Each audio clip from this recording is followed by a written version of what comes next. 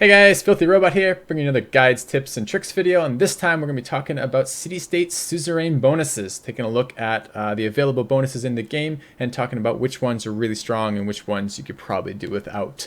So let's dive right in. We're going to start with the cultural ones. We have a complete list of all the city-states here. We're going to go through them one by one and talk about the suzerain bonuses, but I'm going to try to do a little overview of the type of that for each of them as well. So cultural city-states, as soon as you meet them, is 2 culture in the capital. Well, first person to meet them immediately gets 2 culture in the capital. If you have 1 envoy, it's the same deal. When you reach 3 envoys or 6 envoys, you get 2 additional culture in every single theater district in all of your cities. For that. The Suzerain bonus is your trade routes to any city-state provide +2 culture and +1 gold for every specialty district in the origin city. This is an awesome city-state. This is a game-changing city-state. This may actually motivate you to send trade routes to city-states if you can maintain this Suzerain bonus, because 2 culture and 1 gold for each specialty district in the origin city is probably going to be something like 6 and 3 or 8 and 4 in most of your cities throughout most of the game. That's a really cool bonus. Definitely something I'd love to play around with. Haven't encountered it in any of my games quite yet, or haven't got a chance to make me the suzerain of it, but I really would love to see this play out. That's just an absolute ton of culture from city-state bonuses without having to actually invest in the culture from theater square districts. Let's move on. Yeah, this one. Mohenjo-Daro? Don't know. We're gonna butcher him. Sorry. The downside of playing Civ, I guess. Your cities have full housing from water as if they were next to a river. This is a big deal, although it feels like it'd be very hard to use efficiently and effectively. The problem is twofold. The first is you need to, if you're going to be planning city locations based on always being on fresh water, which is essentially what this city-state allow does for you, you need to A, know that way in advance so that you're not planting cities that are, so you can maximize the planting of your empire to take advantage of this. And it could be really good. ICS means you want to plant as many cities as possible. Really, the only limiting factor right now is housing based on the locations available, and this opens up a ton of locations that wouldn't be available otherwise. I can imagine comboing this with something like Peter's Russia and getting this ridiculous number of cities. You could put them everywhere and still get the bonuses. Pretty useful tile yields out of them. The problem is twofold. First, it's 3 envoys is all it requires to get suzerain status if no one else is competing with it. So you can get that fairly early, but you can't get that instantly. It does take a little bit of effort. And second, you have to have met them ahead of time to know that you're going to do a plan with that. And then third, and this is the big kicker to me, is that when other players are competing with you for this suzerain bonus, you will temporarily lose this in some cases, or they might actually be able to take it over for a series of turns if you don't have enough envoys, if they're really dedicated at taking the city-state away from you. And this would be crippling to suddenly lose this bonus midstream, as it were. You know, if you're in there with all your cities up and you're counting on this housing, and suddenly someone steals the city-state from you and you can't steal it back, that'd be pretty devastating. It's an interesting one. I'd love to play with it, but I haven't had I don't know how strong it'll end up being. It just might end up, for every once in a while you get a very unique game where you meet this pretty early, and it could be pretty damn cool. All right, moving on. Nan Modul here. Your districts on or next to coast tiles provide +2 culture. This is another incredible bonus. Particularly, I'm thinking for Victoria. This would be if you're a civilization that prioritizes coast, and there are a couple that have coastal biases, but if you're prioritizing expanding on the coast, and there's not a lot of reason to do that, quite honestly. Coast is fairly bad in Pangea games, but let's imagine either A, you're playing on a coastal or naval map, and B, let's say you're playing Victoria with her unique harbor district, and you are able to build most of your districts on the coast because you've settled coastal and you prioritize doing this. This could be huge amounts of culture per turn, which is really cool. I haven't, again, had a chance to experiment with this particular city-state very much, but I think it has the potential to be a really interesting one, in my opinion. Vilnius, we have seen them a lot. When you enter a new era, earn 1 random inspiration from that era. Who fucking cares? This is a useless bonus in large part. It's very difficult to the investment envoys are a particularly scarce commodity. The city-state bonuses as a whole are nice. All of them are nice. Even the base bonuses, forget the suzerain bonuses, right? The base bonuses are pretty damn good. And we can talk about maybe my mental ranking of how valuable each of those bonuses are as we go through them. Cultural ones are situationally nice. It's rare that you're building a lot of theater square districts, so probably having 3 or 6 envoys isn't all that important in a city because you're not building a lot of theater square districts mostly. However, that said, it's still nice to have extra culture and extra culture for a city-state would be great. You'd love to have them all if you can. However, investing for this is just not worth it. This is just not a big boost. 1 random inspiration per era. What are we even looking at for that? I mean, what is it? Ancient, classical, medieval, Renaissance. So it's 4, 5 in the industrial, 6 in modern, 7 in atomic, and 8 in info, right? So the maximum you'd ever get, if there's 8 eras, the maximum you're getting is 7, because you already start in the ancient, of course. And even then, 7 random inspirations throughout the course of a game is pretty minimal. If you compare that to the amount of culture you'd get from this one or from this one here, that's just absolutely not on the same tier at all. Like not even remotely comparable. So really don't like it. Don't think it's very good at all. Let's move on to industrial city-states. I think industrial city-states are one of the top SimCity that is non-combat based bonuses you can get in the game. They have incredible bonuses, and those are 2 production in the cap when you meet them whenever you produce wonders, buildings, or districts. Not so helpful super early in the capital, but it's still decent. You are going to be building some non-zero number of buildings and districts in the capital to begin with in the very early game. But it gets much, much better as you get to the third, the tier 2 and the tier 3, which being 3 envoys and 6 envoys, which are 2 production in every industrial zone district when producing wonders, buildings, or districts. That is pretty much what your cities do for the rest of the game. When you're not building military, is you produce other districts and then you produce the buildings in those districts, or if you're feeling really good and you have some really nice land and you have the time, you produce wonders. And this is a per city bonus. So every city in your empire will be receiving, if you have both of these bonuses, 4 production towards when producing wonders, buildings, or districts. That's awesome. Okay, and that's just the core industrial bonuses for industrial city-states. So let's take a look at the various suzerain bonuses. Brussels, 15% production towards wonders. Okay, if you're in a position where you can spam a couple wonders, this can be a nice bonus. It's not a lot. I don't know that a lot of strategies are based around wonders. Possibly you could argue tourism really benefits from getting a lot of wonders built because you need those great person slots to really take advantage of that.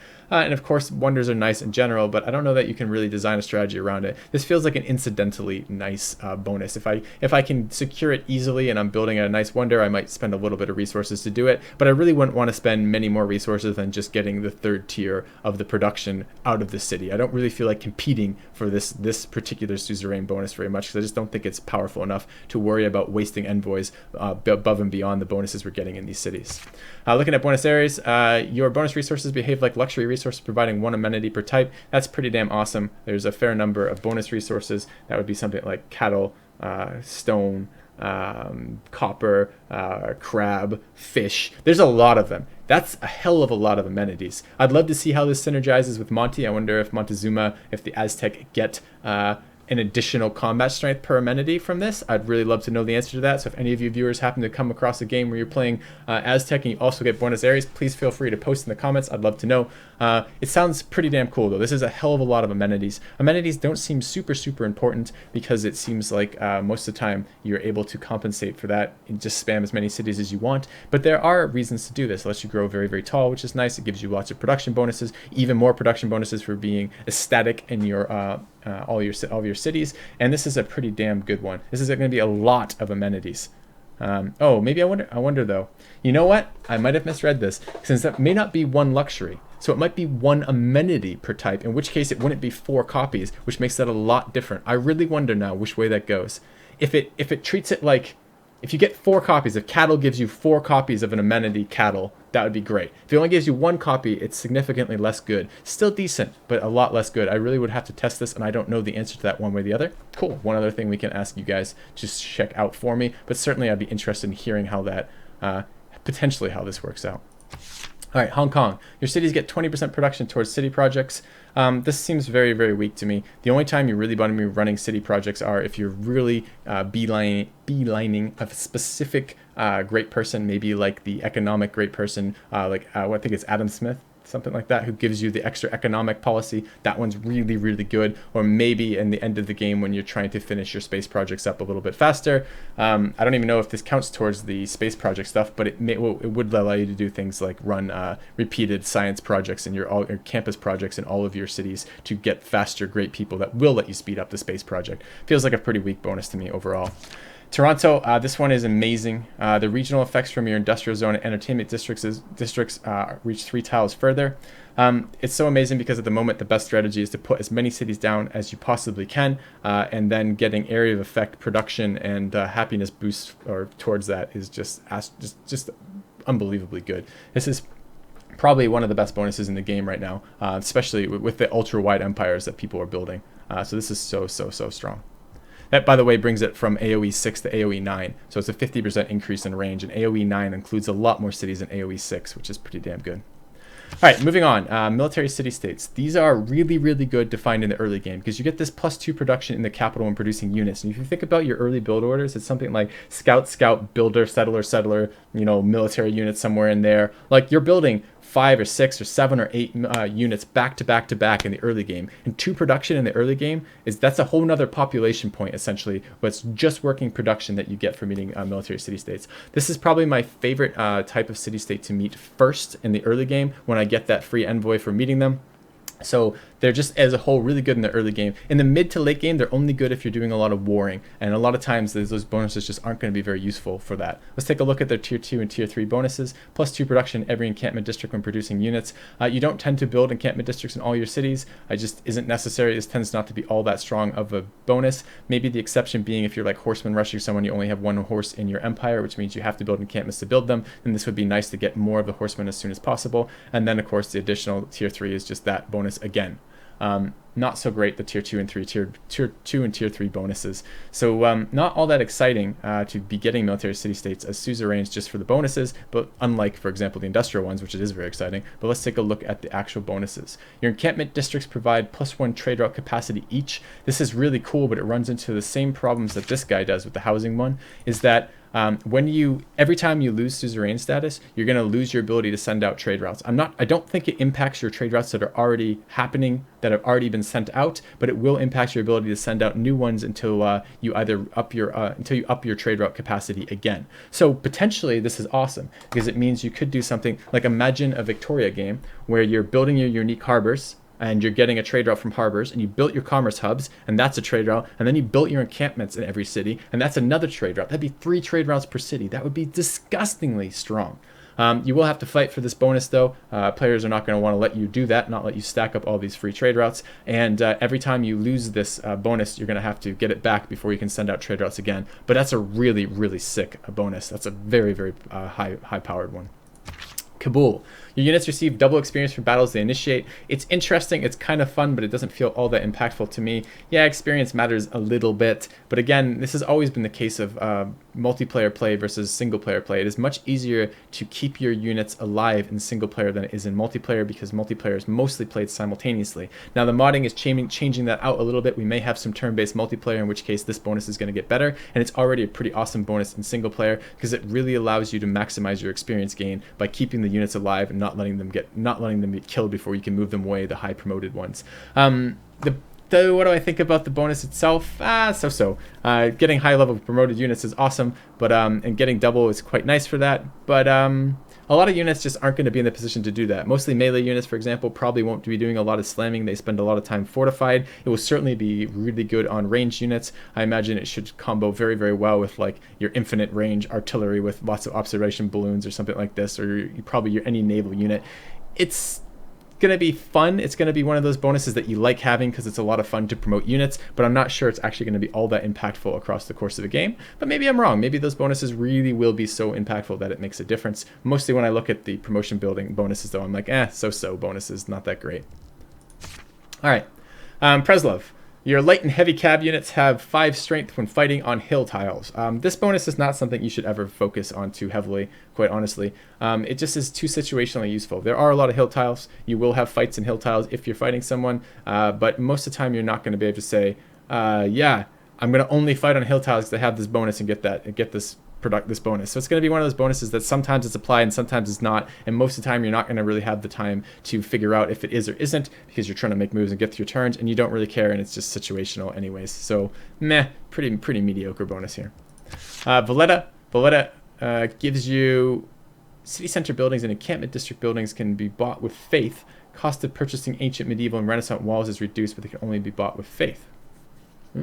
It's kind of interesting. I have never read this bonus. I don't think I've ever encountered this. Or if I have, I've immediately forgotten it. City center buildings and encampment district buildings can be bought with faith. So that's your monuments. I don't know what else constitutes a city center building. Probably a granary, probably a watermill, and encampment district buildings. So these are things like armories, barracks. This is a really cool bonus. I would love to see this synergized with one of the very high faith builds that you do. Something like Japan with a faith purchasing strategy that could also purchase other infrastructure with that. That sounds kind of cool. Or possibly you could do the alternative. You could do a game where, I mean, because I guess if you're double tapping faith, that might not actually be excellent, but maybe in the time where you're building up to that, you could get very burst production with that. Like you just hit the tech for armories, bam, you purchase an armory and then you go type style thing. That could be pretty cool. But mostly it just feels like it's going to be, you're going to stumble across it from time to time. You're not really going to care. You might get 1 or 2 building purchases out of a game if you're not focusing on it. And honestly, a lot of the Suzerain bonuses you can't really choose to focus on unless you get, because you're not going to know if you meet the city state or if the city state's even in the game, and if you're ever going to be able to complete those quests. It's rare that you're going to meet it so early that you can dictate game strategy for. It's kind of neat. It might be fun. It might allow you to save a city one time from purchasing walls, or it might allow you to rush somebody with some crazy unit at some period of time they weren't expecting it. Could be fun. Probably not going to be impactful for most of the time. All right, let's move on to the religious city-states. These tend to me, the faith in itself feels like a fairly weak resource right now, with some very notable exceptions, basically religious victories and unit purchasing strategies. My thought process then that follows that the generally religious city-states are not that strong. The exception might be when you first meet one. If you first meet a religious city-state right at the beginning of the game, it will get you a pantheon very, very quickly because it gives you the 2 faith in your capital, which will push you towards a pantheon quite quickly, which is great. The tier 2 and tier 3 bonuses, though, are a little bit weaker. 2 faith in every holy site for each of those. And most of the time, you're not spamming holy sites across your empire. It just tends not to be very useful for having that faith generation. Or rather, it's not that you wouldn't like it. It's more along the lines of you have more useful buildings to build instead. Commercial hubs, industrial hubs, everything else. Encampments a lot of the time. Campuses for sure. Like the priority for religious holy sites is so low on the list of things you need to build to be competitive with other players that often it feels like having religious city-states around, I don't care to get their tier 2 and tier 3 bonuses because I just don't care about faith most of the time, and I don't have enough holy sites to make it really, really impactful. The exceptions to this are probably Peter's Russia and Hojo's Japan, right? Where they're getting they're incentivized to build those districts by having them be cheaper, and then they're incentivized to do some sort of strategy that uses large amounts of faith because they have additional faith generation, in which case the religious things are going to synergize incredibly well with that because it's going to be +4 faith per city for every holy site involved in that, which is pretty awesome. Let's take a look at the Suzerain bonuses. Automatically converts the religion you founded and exerts pressure for that religion as if it were a holy city. This is nearly meaningless in my opinion. I don't care whatsoever about this as a bonus, and I don't think I would ever put units in here just to get this bonus. Yeah, I don't know what to say. It's just not strong. I guess you get additional pressure from a different point, but pressure seems so slow in this game relative to how quick the turns go that I almost always have to actively spread religion if I want it to go anywhere, and that's doubly true because the way the theological combat works, that every time units are dying or going, there's a lot of AoE pressure coming out from units fighting, and then the AI and other players, but most of the AI, spreads their religion very aggressively, which means that I can't wait on passive pressure to convert stuff because the AI is just going to come over with an apostle and convert it. So this bonus seems nearly useless to me. This bonus is so cool. We talked about this a little bit, or we will talk about it a little bit depending when you're watching this in the Congo video, but basically here's how it works. When you receive a relic every time you discover a new natural wonder, so long as you have the Suzerain bonus already activated, and you earn 50% extra faith from relics. I would love to have a game where I start very close to the Candy City State as the Congo, and very quickly get Suzerain status, and then go find a bunch of natural wonders, and you live the dream of mass relics on Congo, which would be awesome. Other than that, this feels pretty useless as a bonus. Most of the time, by the time you're going to have Suzerain status, especially if you meet the city a little bit late, relics are not going to be very meaningful. Maybe some tourism strategies can take advantage of this a little bit, but even then, it's difficult to store relics. There aren't a lot of spots to put them until much later in the game. doesn't really seem that strong to me. I don't think many players are going to care very much about it, although it might be cool for the occasional, oh, I accidentally got a suzerain status with candy, and oh, I just found a wonder and there's a relic. That's nice, but not that impactful, I don't think. All right, moving on. Leventa, your builders can now make colossal head improvements. And what does a colossal head improvement do? I've forgotten. Colossal head improvement. It's like a faith building, but that's what I'm looking for. All right, so it's +2 faith and +1 faith for every 2 adjacent rainforests and +1 faith for every 2 adjacent woods. Can't be built on snow or snow hills. This feels fairly shit to me. It does give you a little bit of culture later on, which might be nice, but faith as a whole is not a very valuable resource. And this now makes you not only do you have to spend builder charges to do it, but you have to either replace or put an improvement on that you can't build other improvements for. These adjacency bonuses are very hard to meet. 2 adjacent rainforest doesn't happen all that much, and +1 faith for every 2 adjacent woods, also not all that I guess you could build these just in rainforest if this improvement can even be built on rainforest, which I don't know if it can. You might have to strip it out. You might have to remove the rainforest first. It just feels bad to me. It just doesn't feel like something you're ever going to really want to utilize. Faith is just not worth the builder charges for this compared to what else you could be building there. So I don't think very much of that. All right, if we go back to Leventa, can we go back to Leventa? No. All right, moving on. Yerevan, your apostles can choose from any possible promotion instead of receiving a random promotion. This is really good if you're doing any sort of religious victory. It allows you to prioritize the spreading promotions, things like the one that allows you to remove other pressure before spreading your own, the one that gives you 3 extra charges if you touch a natural wonder, the one that gives you 2 extra charges if you just promote the unit, the one that gives you stronger combat strength. All these are high priority picks when you're trying to do a religious victory. I don't think this is going to be very useful in multiplayer, because I think in multiplayer they're mostly just going to they're going to kill your apostles if you get close to a religious victory, and they're going to kill them with military units, not religious units. So I don't know if that's going to be all that useful, but it is nice. This will make it cheaper to spread your religion because you can take better promotions for it. The bonuses on the apostles are very impactful bonuses, so getting the ability to choose those is quite nice. You might even be able to do something with relics if you let your guys deliberately die in theological combat, but mostly I don't think this is going to matter too much either. And it just goes with my kind of general sense that the religious city-states religion as a whole is not very strong at the moment, and I don't think the religious city-states are very strong either. I think they're pretty low priority targets for suzerain status. Moving on, Geneva. The science city-states are quite good, especially in the mid and late game, because you're going to be building campuses in every.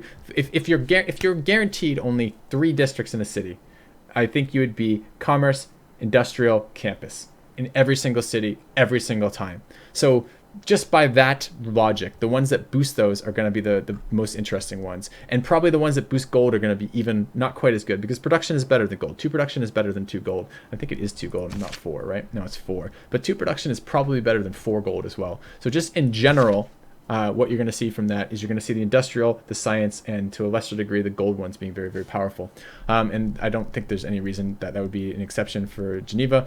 So the bonus is, of course, 2 science early in the capital. I think this is probably the least impactful of the very, very early things to meet. So I don't think you care that much about meeting them first. It's not generally science that's your problem. It's generally actually hitting all those eureka moments. So probably what you're going to end up doing is you're probably going to basically do it. You're gonna waste science from getting this, because you're gonna finish some of those techs that you would have finished with Eureka moments anyways in the early game, because you have to tech something, because you have to put that science into something, and you're probably gonna just be not able to keep up production wise to meet all those Eureka moments by killing barbs and building spearmen and building blah blah blah blah blah for all the different Eurekas and stuff you need to trigger that. So I don't actually think very much of this as an early game thing to meet. Although you might be able to rush someone very quickly with horsemen with it by getting them insanely early by meeting like 2 science city-states in a row super early or something, maybe. However, I think these bonuses scale very well across the game itself. The game very much right now encourages wide empire with lots of different cities, and each city builds a district, and each city builds a campus district, and now you're going to get 2 extra science per level of this for tier 2 and tier 3 in all of your cities. For that's really awesome. The Suzerain bonus for Geneva is very, very strong. Your cities earn 15% science when you are not at war with any other civ. That's a huge amount of science just for free. That's a lot. That's really good. Is going to be high priority. I mean, I guess in multiplayer, one of the ways you can block this is you just war another player to make this so they don't get this bonus. Even if they have the suzerain, they're just not going to. The bonus isn't going to count for them. However, is now war weariness to prevent long outgoing wars from players, to de-incentivize people to war people randomly. So I still think this is a pretty damn good bonus, even if it is counterable. All right, moving on. Hattusa provides you with one of each strategic resource you have revealed but do not own. I use this one a lot. I like this one. It is convenient. Strategic resources in the base unmodded map are very hit or miss. They're extremely powerful in terms of combat. Like, having the strategic resources is crucial, especially once you hit Renaissance. You're going to be building things like bombards, which require niter. If you don't have niter, you're basically not doing any war in that era. So good luck, have fun. So it's really nice to be guaranteed strategic resources, which this city-state does. And you can fight over the Suzerain bonus if you need to just take the units and then get promotions. I'm not sure what the downside of not having, I believe your units don't heal when you don't have a strategic resource, but I'm not sure if they also receive a strategic resource penalty in terms of combat strength when you're currently missing the strategic resource you need for that unit. I don't know one way or the other, but I've found this city-state bonus to be fairly useful. And since it's a science city-state, I want the science city-state as to level to 6 envoys anyways, because I want the extra science in all my cities. Seoul has the same problem that the cultural one did for inspirations. You don't enter new eras very often or very many times throughout the game, and that's doubly true by the time you're able to have a suzerain with this city-state. So I don't think very much of this bonus. One random Eureka really isn't that much. If you compare that to 15% science, you're absolutely blown away by how much better 15% science is to one random Eureka per era. So I don't think very much of Seoul's bonuses whatsoever. Stockholm, I haven't read this bonus before. Let me take a look. Your districts provide +1 great profit point. +1 great person point of their type: writer, artist, or musician for theater square districts. No, all 3 for theater square districts. So I assume that means then, I don't know what points entertainment districts provide. I assume that means that's general points for encampments. That's scientist points for campuses. That's profit points for holy sites. That's engineer points for industrial sites, and merchant points for commerce sites. And then it looks like you're going to get a writer, an artist, and a great musician point extra for having theater districts. That seems fairly decent, actually, especially because this is, again, a per city bonus, right? Yeah, it is. So in wide empires, if you have 10 campuses, now this, instead you're getting 10 great scientist points per turn, which is pretty damn good. This is going to double that. This seems like a very powerful ability in terms of controlling the great people on the map. I really like it. I think this is going to be pretty damn good. I haven't actually encountered this before or had it as a suzerain bonus, I don't think, or not very many of my games. Not enough that it's registered what it's done. So that's pretty damn good. All right, let's move on. Let's take a look at Amsterdam. I talked a little bit about the commerce stuff, but let's talk about it again. I like meeting them early. Getting 4 gold in your capital in the early game allows you to buy a lot more tiles, which allows you to focus on getting more production in the early game by working higher yield tiles, which is really, really nice. In general, the secondary bonuses are decent. You build commerce hubs. They're probably the number one. If you could only build one district, it's probably a commerce hub. Because the commerce hub is going to give you that extra trade route. Not only is it going to fix your middle game gold issues, where you're going to have you can't really do much militarily in the middle game without commerce hubs, but it's also not, so it's going to fix that gold issue problem. It's also going to give you gold to do upgrades, and it's also going to allow you to get that trade route. And the trade route equates to hammers and to food and hammers both by sending out trade routes. So it's very, very good for both setting up super cities to build wonders, as well as to boost small cities to a decent level of production through trade routes. So you're going to be building commerce hubs, and therefore this bonus is going to be applying, and it's going to be applying fairly early to almost all of your cities, especially with how quickly commerce hubs are available. They're available very early in the tech tree.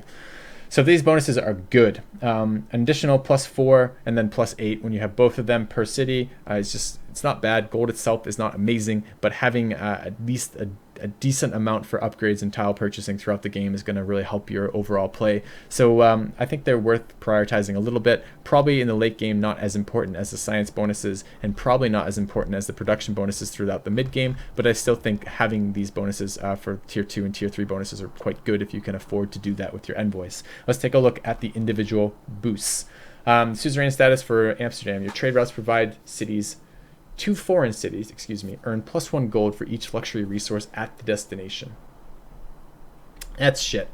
Most cities are going to be sending trade route. Most cities are not going to have more than 1 or 2 luxuries. Some capitals may have 3 or 4, but even that, let's say it's 4, right? You get +4 gold to send to a city with 4 luxuries. Who cares? +4 gold on 1 trade route is not that meaningful. I just think you know, like, yeah, we were just talking about +4 in each city is quite nice, but this is +4 per trade route. It's not passive. You have to be wasting that trade route when the trade route could be going somewhere else. I just don't care at all about this bonus. And +4 is probably on the high end. More likely it's going to be +1 or +2 gold. And that's just not enough to justify sending the trade route somewhere else just to get this +1 or +2 gold. I don't think very much of that bonus at all. Jakarta, your trading posts in foreign cities provide +1 gold to your trade routes passing through. If anything, this feels worse to me than the Amsterdam bonus. Or at least the Amsterdam bonus is giving you gold guaranteed when you send it to a foreign city. This requires that it passes now through a trade route, and it still requires going to a foreign city, or going through a trading post. I don't think much of that either. I suppose maybe in some weird map design you might have a situation where like all of your trade routes, all your international trade routes, if you're sending international trade routes at all, let's assume for some reason you want to send international trade routes. So you're sending all these international trade routes and they all have to go through this one choke point, which happens to be a city. Maybe then this would be worthwhile, but damn, that does not seem like a very good bonus to me whatsoever. Lisbon, this one was fairly interesting. I don't think this is all that useful for land trade routes in general. This is your traders are immune to being plundered. All right, because it says on water tiles. It's definitely not useful on land tiles. Let's be clear on that. But it is fairly interesting if you're running a lot of coastal trade routes because unlike the land, which gets pretty filled in as people expand everywhere and units move around, and there's not a lot of barbs roaming around in the land after the mid and late game because all the cities take all that space and see everything. That is not quite true of the coastline. In particular because islands out there will spawn barb camps, and barb camps on islands adjacent to water will spawn military units, naval units, and those naval units will just randomly sometimes show up in your land. And it is the most annoying thing ever for a random, like unpredictable unit just to show up somewhere and pillage like one or two of your trade routes. So having immunity to that when you're being a naval civ or being a naval, a coastal civilization, excuse me, not naval civilization, and sending out a lot of coastal trade routes, this could be very, very nice. So I don't know that this is going to be very highly contested because most people aren't going to be on the coast in most games, and coast is a little bit weaker. Certainly this is going to be hugely contested on water maps, but other than that, it feels like in some situational cases this could be quite useful. All right, let's take a look at the last city-state Suzerain bonus. This is Zanzibar. Receives cinnamon and cloves luxury resource. These cannot be earned any other way in the game and provides 6 amenities each. This is really good. 6 copies of an amenity is quite nice. So this is essentially, this is giving 1 amenity to 12 of your cities, which is pretty awesome, or 2 amenities to 6 of your cities. And a way to look at this, that's a really good bonus. I don't think it's ultra strong like some of the other bonuses that we ran through here, like Carthage's bonus or perhaps maybe Geneva's bonus being a little bit better than this, but this is still quite a nice bonus. Amenities, if you're short on amenities, this will be something that's very much worth prioritizing. The downside is the same downside that a couple of the others had, though, also Carthage and also the cultural city-state for the water, right, for the fresh water, and that is you can easily become reliant on foreign, this is essentially a city-state's foreign luxuries, right? And that to keep your, so if you are growing your empire to your heart's content as much as possible, maybe having a little bit of war with somebody, so you're right on the border of being negative amenities, and someone then puts a couple envoys in here and you don't have enough envoys to buy it back, then you can have some serious detriment to being reliant on this. But as a whole, I think this is a very, very strong bonus. Anyways, so guys, hopefully you enjoyed it, talking through the city-state bonuses with you guys. I know there were some requests to talk about them, and it was kind of fun. I found the list and wanted to read through all the different ones that were there, so I thought I'd do that with you guys to both advance your knowledge and advance my own knowledge on this. Anyways, guys, let me know if you liked it, and if you haven't already, please hit the subscribe button here on YouTube and come check me out and follow me on Twitch. I produce a lot of Civ6 content, a lot of guides, and hopefully you guys have enjoyed this. Thanks for watching. FilthyRobot out, and I'll see you guys soon.